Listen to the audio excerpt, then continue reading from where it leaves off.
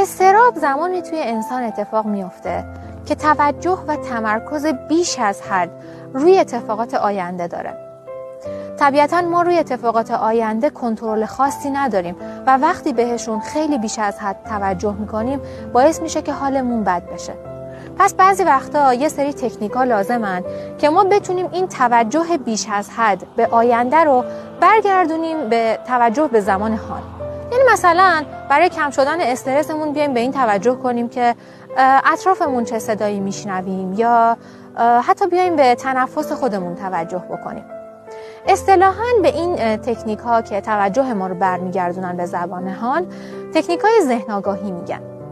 یکی از تکنیک های خوب ذهن آگاهی تکنیک تنفسه.